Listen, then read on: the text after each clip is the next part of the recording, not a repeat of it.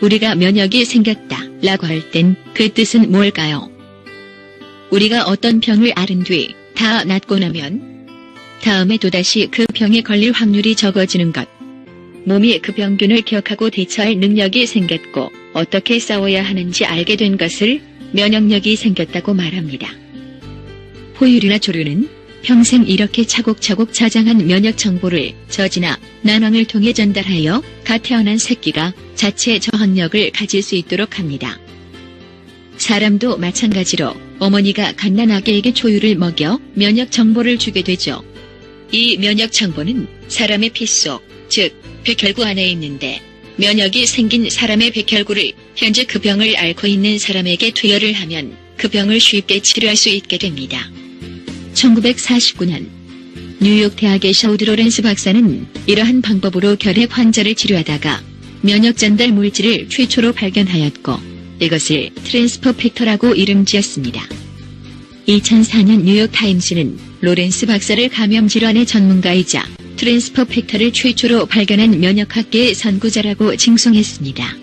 이 치료는 굉장히 효과적이긴 했지만 그때 당시 혈액의 백혈구 속에서 트랜스퍼 팩터를 추출하는 것이 너무 어려웠기 때문에 일부 부유층에서만 주사제로 비싸게 사용되다가 1989년 윌슨과 패독이라는 젊은 과학자들에 의하여 초유에도 트랜스퍼 팩터가 다량 함유되어 있다는 것을 알게 됐습니다.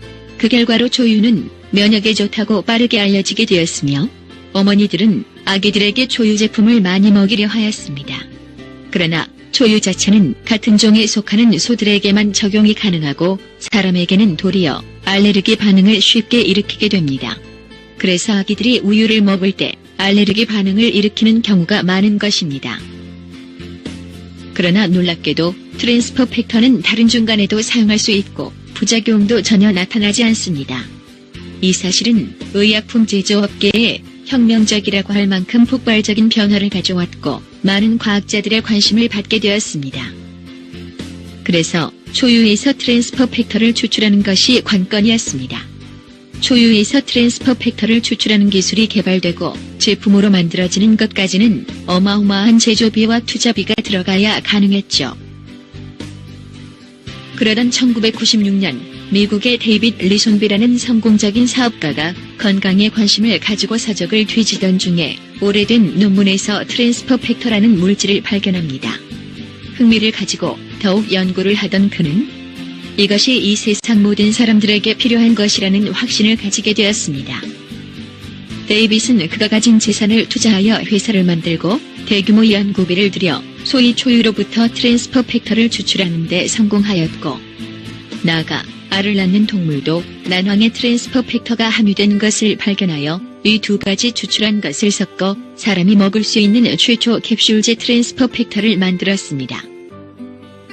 홀라이프라고 이름한 이 회사가 만들어 특허를 획득한 트랜스퍼 팩터는 곧 과학자들의 연구 대상이 되었고 학회가 만들어지며 논문과 페이퍼, 기사 등 많은 데이터를 쏟아내게 되었습니다. 자 그럼 이제부터 트랜스퍼 팩터의 대표적 기능과 특징을 알아볼까요? 첫 번째 우리가 주목할 트랜스퍼 팩터의 기능은 탁월한 면역 향상력입니다. 러시아 메디컬 사이언스 아카데미의 박사팀이 실시한 연구조사에서 트랜스퍼 팩터는 암, 바이러스를 잡아먹는 면역세포인 NK세포의 활동성을 283%나 높이는 것으로 나타났습니다. 트랜스퍼 팩터 플러스의 경우 믿을 수 없게도 437%나 올리는 것으로 나타났죠. NK세포가 강하면 면역이 떨어져서 걸리는 암, 감기, 감염 등을 예방할 수 있습니다.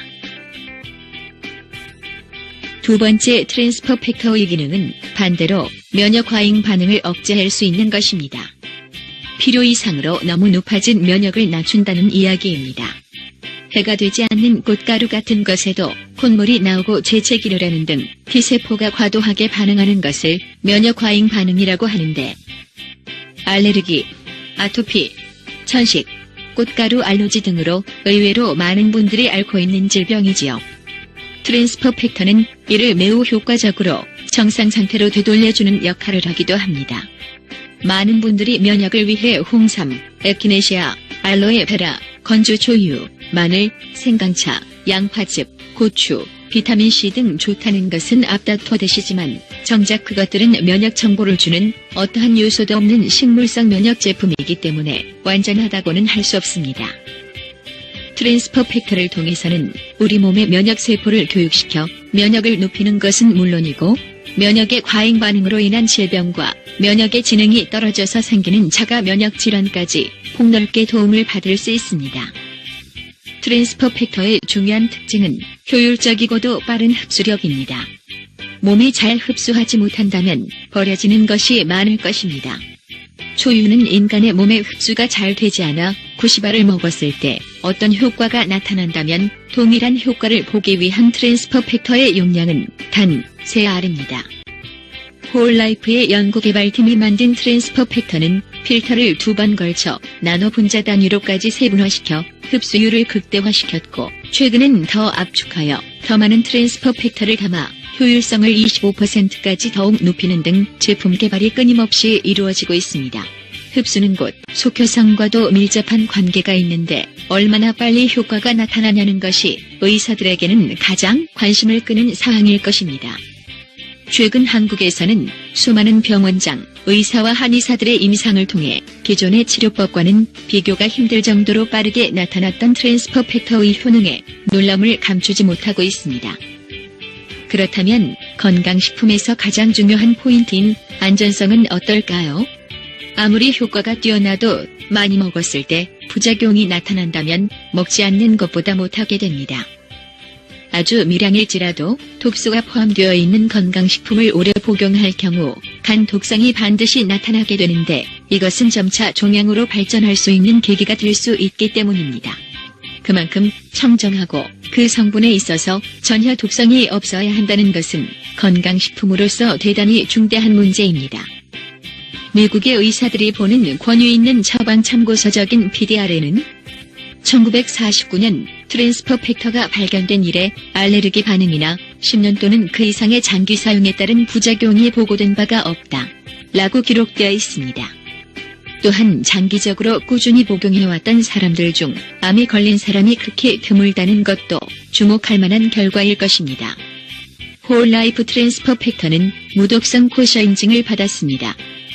코셔는 농약 등을 전혀 사용하지 않고 모든 생산 공정에서 안전하고 청결한 과정을 거친 0.1%의 독성도 없는 청정 유기농 성분으로 제조된 제품임을 증명하는 권위 있는 전 세계적 인증 마크이며 매우 엄격한 기준에 도달해야만 부여되는 마크입니다.